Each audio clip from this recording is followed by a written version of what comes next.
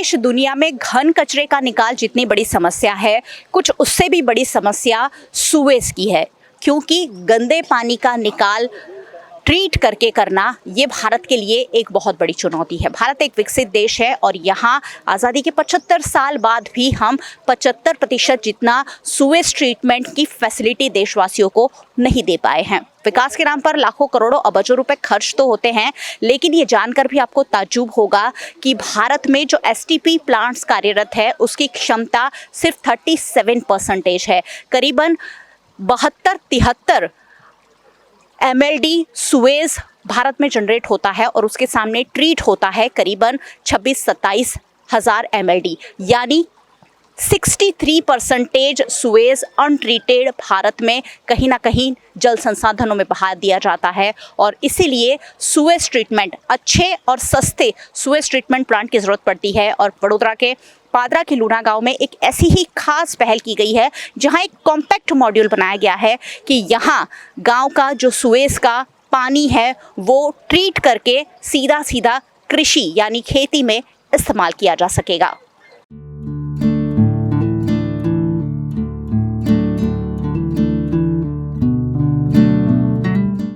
भारत में शहरों के मुकाबले ग्रामीण इलाकों का विकास आज भी कम ही हुआ है। यहाँ बुनियादी सुविधाओं का अभाव तो होता ही है। एसटीपी प्लांट जैसी सुविधाएं भी ज़्यादातर ग्रामीण इलाकों में नहीं होती है। ऐसे में वडोदरा जिला के पादरा के लूणा में ये खास पहल की गई है यूडीएमएसआर प्लांट के रूप में। Unconventional decentralise multi stage reactor बनाया गया है, जिसे नाम दिया गया है निर्मल नीर। आप देख पा रहे हैं निर्मल नीर का ये एक कॉम्पैक्ट मॉड्यूल बनाया गया है जो पादरा के सुएज को ट्रीट करेगा। घरेलू गंदे पानी को स्वच्छ करने के इस खास बिन परंपरागत विकेंद्रित मल्टी स्टेज रिएक्टर का लोकार्पण आज जीपीसीबी के डीएम ठाकर, प्रादेशिक डायरेक्टर सीपीसीबी प्रसून गारगवा और एमएस यूनिवर्सिटी की टेको और इंजीनियरिंग फैकल्टी के प्रोफेसर डॉक्टर उपेंद्र पटेल की उपस्थिति में किया गया है, जिसमें खास सहयोग दिया है पादरा इंडस्ट्रियल एसोसिएशन ने और साथ ही यहाँ के फार्मर्स एक्शन ग्रुप ने। हमारे देश में, जैसे मैंने पहले ही बताया, सुएज का अंदाजित उत्पादन 72,368 एमएलडी होता है और देश में स्थापित कार्यरत एसटीपी की कुल क्षमता करीबन 26,869 एमएलडी है, यानी उत्पादित सुएज के 37.1% ही पानी को हम ट्रीट कर पाते हैं। भारत में जनरेट होने वाले 63% घरेलू गंदे पानी के ट्रीटमेंट के लिए कोई व्यवस्था नहीं है और ट्रीटमेंट के बिना ही उसका निकाल कर दिया जाता है। ये भी एक दिलचस्प हकीकत है कि कार्यरत एसटीपी में से 40% से कम प्लांट ट्रीटेड सुएज निकाल के निर्धारित पैमानों पर खरे उतरते हैं। और ये जानकारी national inventory of Suez treatment plant CPCB ने दी हुई है। ग्रामीण इलाकों में सुएज ट्रीटमेंट की प्रणाली बनाने में सरल हो, बनाने और संचालन में कम कीमत वाली हो, विश्वसनीय हो और कार्यक्षम हो और साथ ही कम मेंटेनेंस वाली हो, ये ज़रूरी है। और उसी को ध्यान में रखकर ये खास निर्मल नीर प्लांट यहाँ बनाया गया है जो सुएज को ट्रीट करता है और वो पानी सीधा किसानों तक पहुंचाएगा, जिससे फसल लेने में भी पानी का इस्तेमाल किया जा सकेगा। यूडीएमएसआर का उपयोग ग्रामीण इलाके में घरेलू सुएज के निकाल के रूप में विश्वसनीय तरीके से हो सकता है। यहाँ कई सारे पैमानों पर खरा उतरने की कोशिश भी विशेषज्ञों द्वारा की गई है। लूणा गांव में स्थापित 25 केएलडी यूडीएमएसआर सिस्टम, लूणा गांव में स्थापित पायलट प्लांट 25 केएलडी घरेलू गंदे पानी को ट्रीट करने के लिए सफिशिएंट है। इस यूडीएमएसआर की डिज़ाइन भी मॉड्यूलर है, यानी भविष्य में अगर इसे विस्तारित करना हो तो उसका भी प्रावधान यहाँ किया जा सकता है। पादरा इंडस्ट्रीज एसोसिएशन और फार्मर एक्शन ग्रुप की वित्तीय सहायता से ये काम किया गया है, जिसका सीधा सीधा लाभ पादरा के किसानों को भी मिल सकेगा। પાણીનો દુરુપયોગ કરવાની ટેવ મળી ત્યારથી બહુ જ મોટા જથ્થામાં સુએજ ડિસ્ચાર્જ થાય છે આખી દુનિયામાં। જેમ પ્રસન્નભાઈએ કીધું ને ઠાકર સાહેબે કીધું કે બેઝિકલી આખી દુનિયામાં પાણીનો અને આ સુએજની ક્વોન્ટિટી એટલી મોટી છે કે કોઈક વાર અમારા કૃષ્ણકાંત અમારા સાથી છે કહેતા હોય છે કે ટીપે ટીપે સરોવર ભરાય કરતાં ટીપે ટીપે નહીં ને ફ્લસે ફ્લસે નદીઓ ખાલી થાય એવી પરિસ્થિતિ દુનિયામાં છે અને ભૂગર્ભ જળ ખાલી થઈ રહ્યું છે. એ સંદર્ભમાં આ સુવેજ જો ટ્રીટ કરીને આપણે એને પાછું વાપરી શકીએ તો મને લાગે છે કે નળ બંધ કરવાની જે વાત છે એના કરતાં એક મોટો જથ્થો આપણે બચાવી શકીએ એમ છે, હું એ કહીશ. पटेल साहब, आपने इस प्लांट के डिज़ाइन और मॉड्यूल तैयार किया है, क्या सोचकर और क्या सोच के साथ इस पूरे प्रोजेक्ट को डिज़ाइन किया है आपने? जैसे पहले भी मैंने बात किया था कि जो सुएज ट्रीटमेंट का अपने देश में जो अभी हालत है वो इतना अच्छा नहीं है. बहुत सारा सुएज अनट्रीटेड जा रहा है, रिवर्स में या पॉन्ड्स में, वो सब में जा रहा है. तो और उसमें से काफ़ी सारा जो प्रॉब्लम है वो रूरल एरिया में प्लांट्स है, बड़े बड़े प्लांट्स लगे हुए वो सिटीज़ में है, लेकिन गांव में ऐसी कोई सिस्टम्स नहीं है.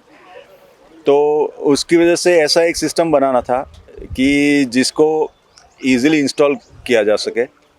उसमें अगर कोई कैपेसिटी बिल्ड करनी है, ज़्यादा करना है, तो आराम से उसका एक्सपांसन कर सके, ऐसा होना चाहिए. और उसका ऑपरेशन ऐसा हो कि कोई भी आदमी उसको ऑपरेट कर सके.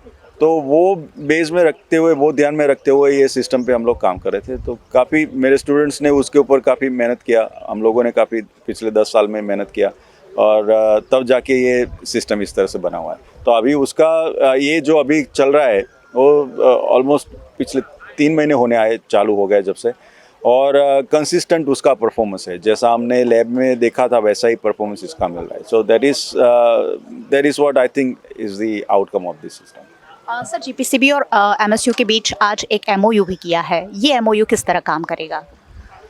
द पर्पज़ ऑफ उसका जो एमओयू का जो पर्पज़ है वो है कि इससे ये जो टेक्नोलॉजी है उसको डिसेमिनेट करने में, आगे उसका प्रसार करने में जीपीसीबी हमको हेल्प करे. और जहाँ जहाँ भी ऐसा ज़रूरत हो, हम from MSU will be able to design all those things, और उसका इंस्टॉलेशन और सब वो देखेंगे, उसका सुपरविजन. तो एमओयू इसके लिए है कि ऐसी टेक्नोलॉजी जानी चाहिए और भी विलेजेस में जानी चाहिए और सब होना चाहिए. तो that is the MOU for that.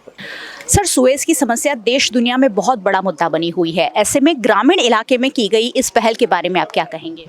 जैसे मैंने बताया कि हमारे वहाँ एक कहावत है कि गांव की मिट्टी गांव में रहनी चाहिए, गांव का पानी गांव में रहना चाहिए. तो आज एक नए अध्याय का शुरुआत होने जा रही है जिसमें हम कह रहे हैं कि गांव का सुएज भी गांव में ही रहना चाहिए. तो आज एक डिसेंट्रलाइज सुएज ट्रीटमेंट का जो कंसेप्ट है उसको लेबोरेटरी से लेके गांव तक आज साइंस और टेक्नोलॉजी पहुंचा है. इसका आज का ये एसटीपी जो है उसका एक सुनहरा उदाहरण है. आज हमने एमएस यूनिवर्सिटी के साथ एमओयू भी किया है.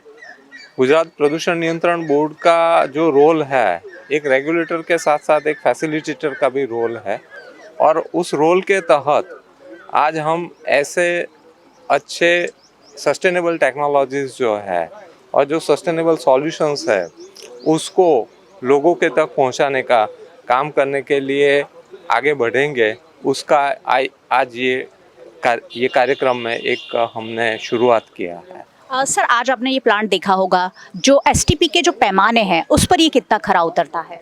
नहीं, जैसे प्रोफेसर उपेंद्र पटेल साहब ने बोला कि ये प्लांट पिछले 3 महीने से चल रहा है और उसका जो डिज़ाइन कैपेसिटी है उससे भी अधिक लोड से चल रहा है.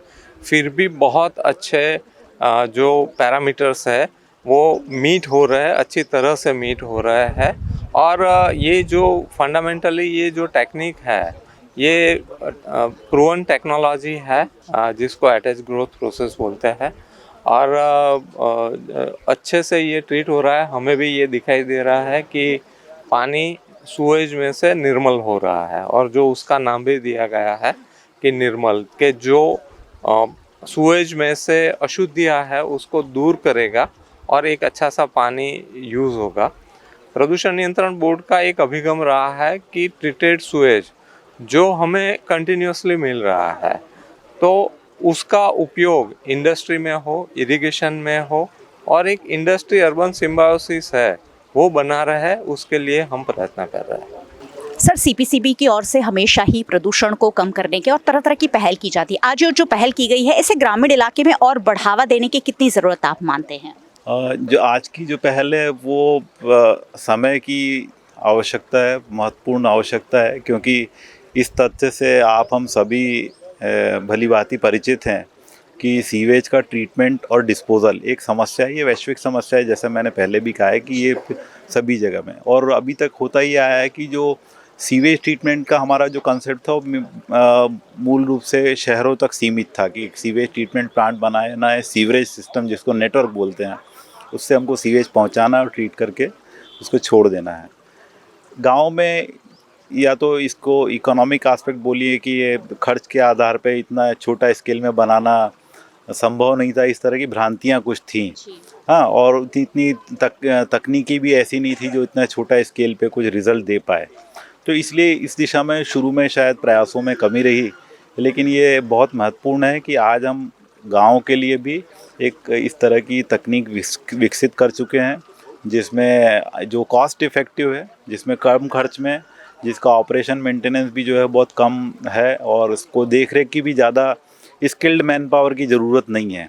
तो वही हमारे गांव की ज़रूरत है कि जहां पे आप कम खर्च में, कम संसाधनों में अच्छा परिणाम दे सकें। वो आवश्यकता को मुझे जो अभी प्रथम दृष्टया देख के लग रहा है कि वो इससे पूरी होती प्रतीत हो रही है, और इसको रेप्लिकेट किया जा सकता है, क्योंकि कहीं कहीं, और ये तो अभी इस गांव में जहां पे ये स्थित हुआ है, तो एक तरह से गांव के लिए पहचान बन गया है। तो कोई भी ऐसा नया मॉडल आता है, कोई अच्छी शुरुआत होती है, तो गांव को एक पहचान भी देता है, लोगों में उत्साह देता है, और इसके लिए हमारे को प्रेरणा देता है कि हम ये ऐसे काम और गाँव में हो, और जगहों में हो।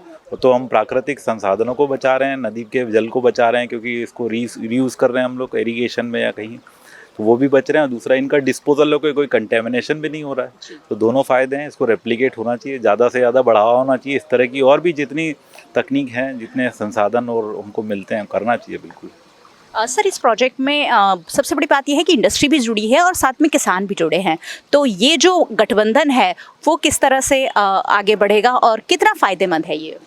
देखिए, ये गठबंधन तो ये बहुत सभी को मिलजुल के करना है। देखिए, कोई भी चीज़ यदि हम शुरुआत करते हैं कोई अच्छे परिणाम के लिए, और जिसमें हमारा जो मूल उद्देश्य है वो व्यापक हित की बात है, चाहे वो हमारे गांव की हो, देश की हो, समाज की हो या राज्य की हो, तो हमको यदि सबके उसके उस परिप्रेक्ष्य में सोचना है तो सबको मिलना होगा उसमें। ये सब यदि साइलों में काम करेंगे कि इंडस्ट्रीज़ अलग है, ग्राम में जन अलग है, रेगुलेटर अलग है, जो NGOs अलग है, तो वो फिर साइलोस में ही होता है। लेकिन परिणाम तभी मिलता है कि जब हमारे लक्ष्य कॉमन हमारा लक्ष्य है कि सब कुछ विकास अच्छा होना चाहिए, अच्छी चीज़ें होती है। यदि हमारी लक्ष्य समान है तो साथ में मिल के काम करें तो इस तरह के अच्छे परिणाम आते हैं, और ये उदाहरण है उसका। तो ये जो पहल है वो पर्यावरणविदों के साथ साथ यहाँ की जो इंडस्ट्रीज़ है, उन्होंने पादरा इंडस्ट्रियल एसोसिएशन और साथ ही फार्मर एक्शन ग्रुप ने मिलकर की है। और सीधी बात है, जो सुएज निकल रहा है उसे ट्रीट कर किसानों को यानी खेती के लिए दिया जाएगा, यानी पानी का यहाँ सही इस्तेमाल होगा। जो पानी सुएज ट्रीट के बाद फिर से एक बार हम उसे रीयूज़ कर पाएंगे, और ये प्रदूषण के लिए एक बहुत बड़ा कदम साबित हो सकता है। सहयोगी भरत राजपूत के साथ मयूरिका, VNM TV के लिए।